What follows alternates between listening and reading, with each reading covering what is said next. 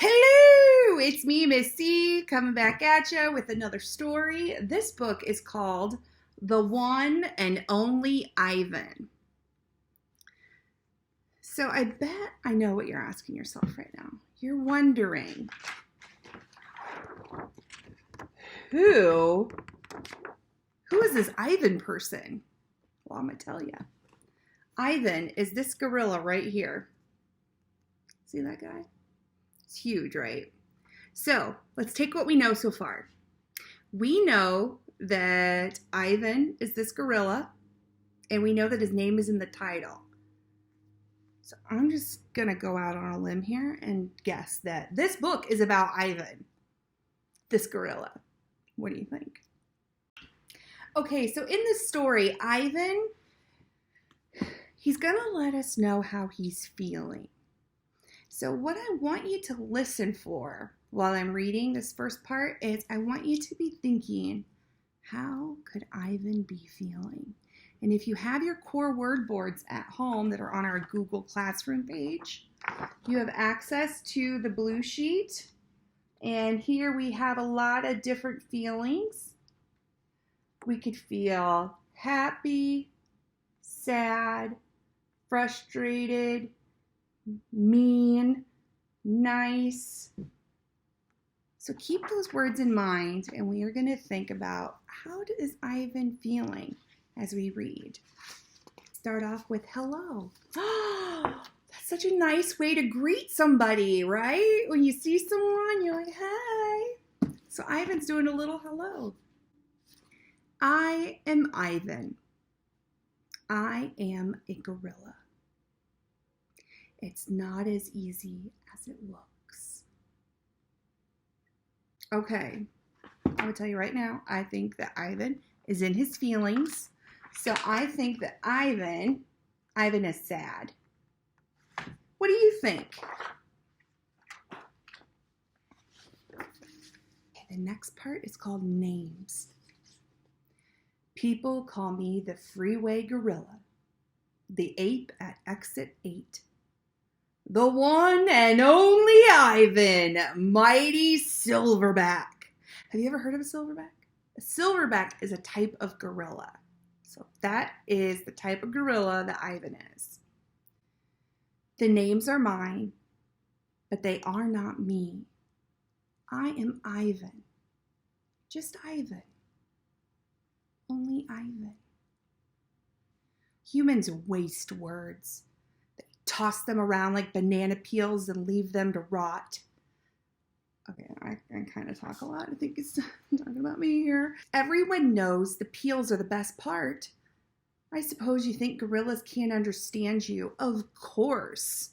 You probably think we can't walk upright. Try knuckle walking for an hour and you tell me which way is more fun. Okay, so I think that Ivan is a little bit mad. So mad, mean. Maybe he's frustrated and sad. You know, one of the important things to remember is that you can feel more than one thing at the same time. And I think that's what's going on with Ivan.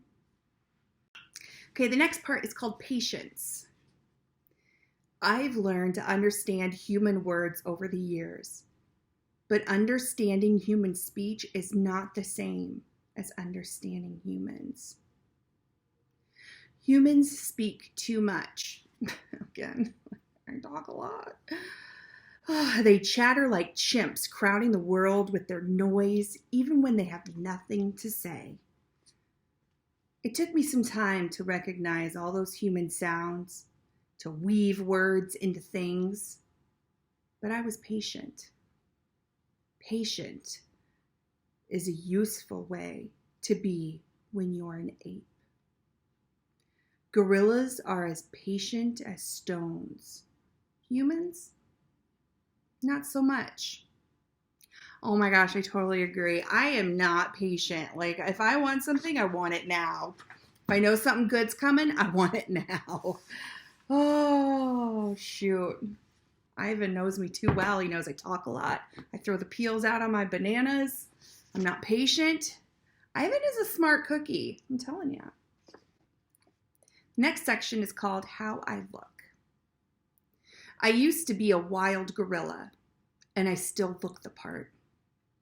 I have a gorilla's shy gaze, a gorilla's sly smile. I wear a snowy saddle of fur, the uniform of a silverback. When the sun warms my back, I cast a gorilla's majestic shadow. In my size, humans see a test of themselves.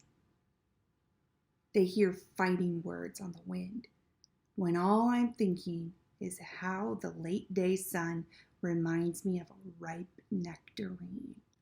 Isn't that the truth? The late day sun does look a lot like an orange. Oh, that's awesome.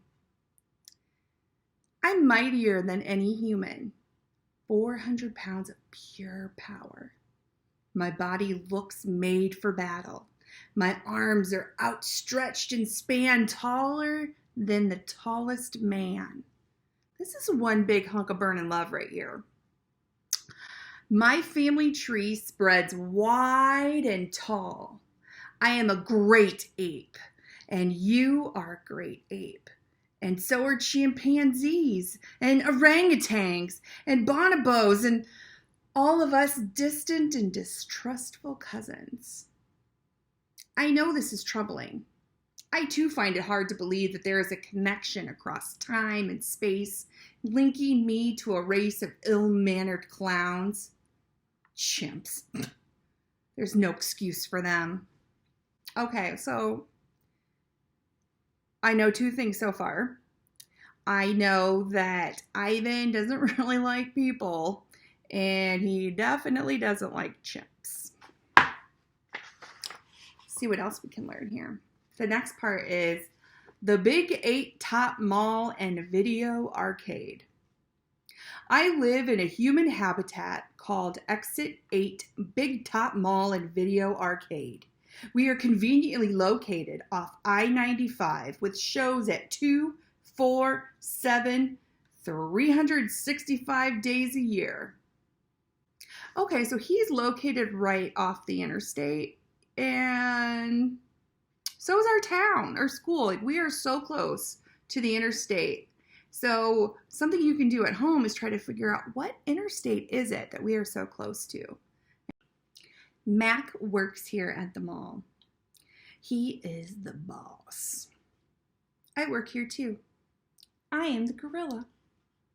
At the Big Top Mall, a creaky music carousel spins all day, and monkeys and parrots live amid the merchants. Merchants are the people that sell stuff in stores. In the middle of the mall is a ring with benches where humans can sit on their rumps while they eat soft pretzels, and the floor is covered with sawdust made of dead trees. My domain is at the end of the ring. I live here because I am too much gorilla and not enough human. Stella's domain is next to mine. Stella is an elephant. She is, and Bob, who is a dog, are my dearest friends. So I wonder if this little cute little elephant here sitting next to Ivan, I wonder if that's Stella. Aww, he's got a buddy. Everybody needs a buddy, right? So at present, I do not have any gorilla friends. And that is really sad because it's hard when you have friends that don't look like you or don't act like you or, just are different from you. And I mean, really, we're all different from each other. But it's nice when you have somebody that kind of, reminds you of you. And he doesn't have that. Ivan doesn't have any other gorilla friends. My domain is made of thick glass and a rusty metal and rough cement. So when he says his domain, he means his home. Stella's domain is made of metal bars. The sun bear's domain is wood, and the parrot's is wire mesh. So what are some things that our houses are made of? We've got cement and we have drywall, and we've got wood. We have a lot of the same things that these animals' houses have. So cool. So 3 of my walls are glass. One of them is cracked, and a small piece, about the size of my hand, is missing from the bottom corner. I made the hole with a baseball bat Matt gave me for my 6th birthday. After that, he took the bat away, but he let me keep the baseball that came with it. Oh my gosh, this sounds just like me when I was little, just destroying stuff with my presents, but on accident, I swear. A jungle scene is painted on one of my domain walls. It is a waterfall without water, and flowers without scent, and trees without roots. I didn't paint it, but I enjoy the way the shapes flow across my wall, even if it isn't much of a jungle. I am lucky my domain has 3 windowed walls. I can see the whole mall and a bit of the world beyond. The frantic pinball machines, the pink billows of cotton candy, the vast and treeless parking lot. Beyond the lot is a freeway where cars stampede through without end. A giant sign at the edge beckons them to stop and rest like gazelles at a watering hole. The sign is faded and the color is bleeding, but I know what it says. Mac read its words aloud to me one day. Come to the Exit 8 Big Top Mall and Video Arcade, home of the one and only Ivan, mighty Silverback. Sadly, I can't read, although I wish I could. Reading stories would make a fine way to fill my empty hours. Amen to that. Reading is such a great way to fill time and take your imagination somewhere. So this is great that we have time right now to read together. Fill up some of those empty spaces. Once, however, I was able to enjoy a book left in my domain by one of my keepers. It tasted like termite. He couldn't read it, so he ate it. All right. The freeway billboard has a drawing of Mac in his clown clothes and Stella on her hind legs and an angry animal with fierce eyes and unkempt hair. That animal is supposed to be me, but the artist made a mistake. I'm never angry. Anger is precious. Silverback uses anger to maintain order and warn his troops of danger. When my father beat his chest, it would say, "Beware! Listen! I'm in charge! I'm angry to protect you because that is what I was born to do." But here in my domain, there's no one to protect. Oh my gosh. So I'm happy to hear that Ivan is not angry. That's good, because I was wondering if maybe he was angry a little before. We all get angry. Why do we get angry? What are some reasons that we would get angry? I get angry sometimes because I think things should be one way and other people disagree, or things just work out differently. Like not being able to go to school right now. It's out of my control. It's not what I had planned.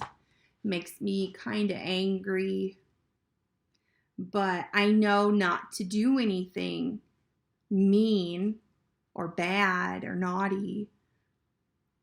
I know that's not the right thing to do. So it's okay to feel anger as long as you don't hurt anybody or do anything bad with it, Oh, Ivan. This next section is called The Littlest Big Top on Earth. My neighbors here at the Big Top Mall know many tricks. They are an educated lot, more accomplished than I am. One of my neighbors plays baseball, although she was a chicken. Another drives a fire truck, although she is a rabbit. I used to have a neighbor, a sleek and thoughtful seal, who could balance a ball on her nose from dawn till dusk. That's all day long. Her voice was like a throaty bark of a dog chained outside on a cold night. Children wished on pennies and tossed them into her plastic pool. They glowed at the bottom like flat copper stones. The seal was hungry one day, or bored, perhaps. So she ate 100 pennies. Oh my gosh. I wonder if she got sick. Ooh. Max said she'd be fine. He was mistaken. Matt calls our show the littlest big top on earth. Every day at 2, 4, and 7, humans fan themselves, drinking soda and applaud, and babies wail. Oh, Mac, dressed like a clown, pedals a tiny bike, and a dog named Snickers rides on Stella's back, and Stella sits on a stool. It's a very sturdy stool. Suppose it would have to be. I don't do any tricks. Max says it's enough for me just to be there. Stella told me that sometimes circuses move from town to town. They have humans who dangle on ropes, twinning from the tops of tents. They have grumbling lions with gleaming teeth and snaking line of elephants, each clutching the limp tail in front of her. The elephants look far off in the distance so they won't see the humans who want to see them. Oh, wow. I wonder if it's because they get nervous. Our circus doesn't migrate. We sit where we are, like an old beast too tired to push on. After our show, humans forage through the stores. A store is where humans buy things they need to survive. At the big top mall, some stores sell new things like balloons and t-shirts and caps to cover the gleaming heads of humans. Some stores sell old things like smell dusty and damp and long forgotten. Ugh. That smell gives me the creeps. All day, I watch humans scurry from store to store. They pass their green paper, dry as old leaves and smelling of 1,000 hands, back and forth and back again. They hunt frantically, stalking, pushing, grumbling.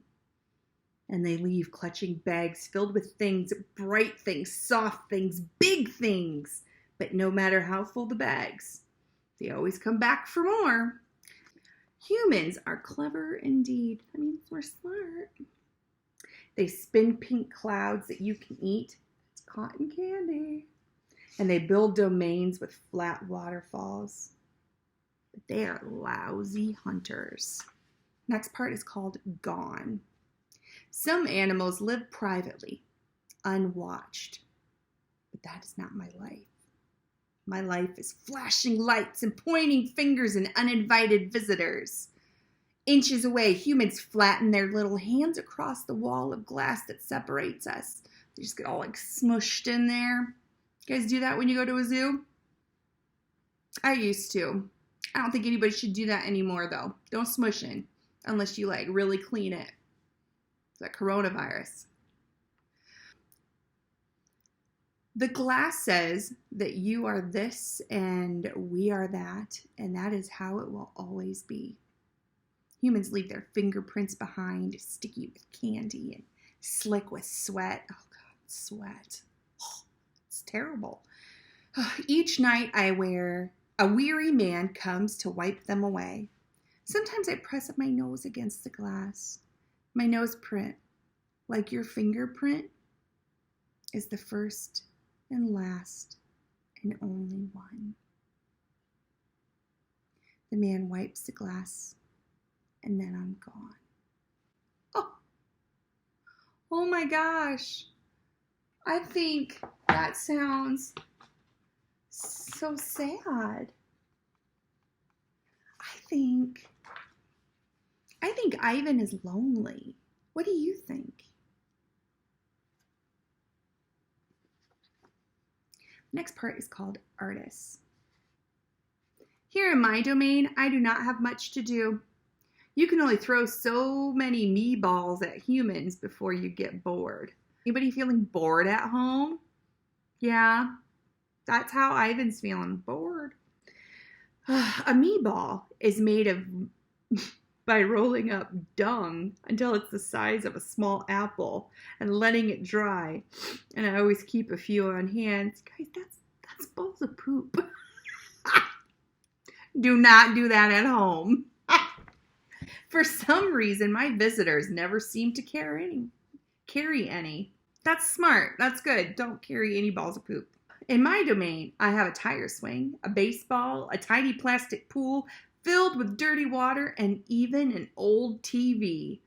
I have a stuffed toy gorilla too. Aww, that's like when we have little baby dolls that look like us.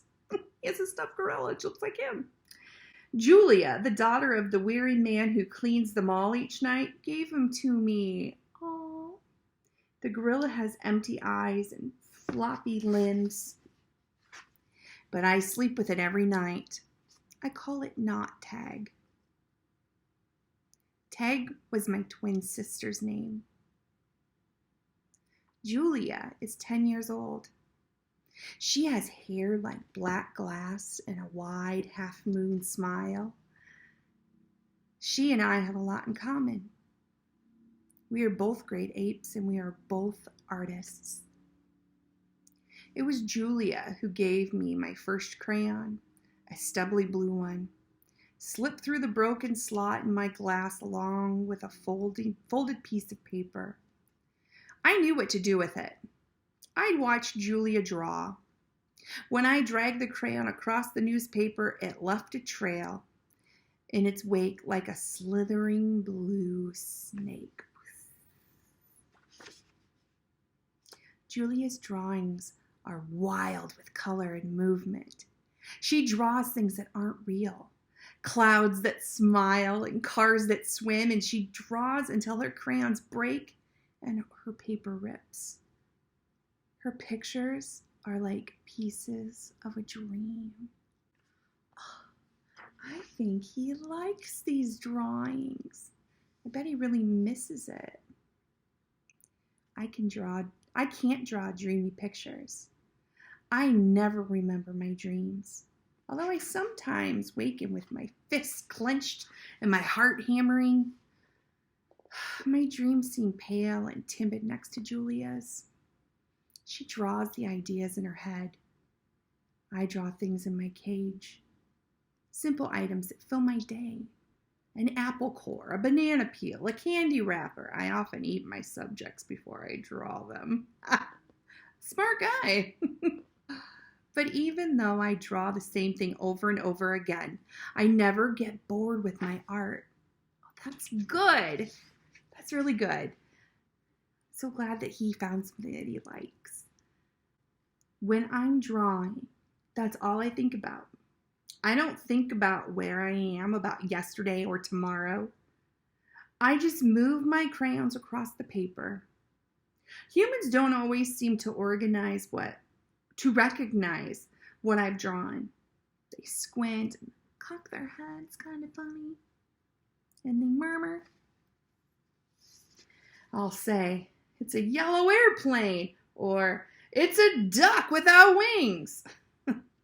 That's all right. I'm not drawing for them. I draw for me. Boom! I love it.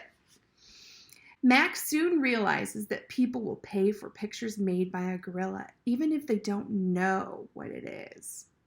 Now, I draw every day. My work sells for $20 a piece.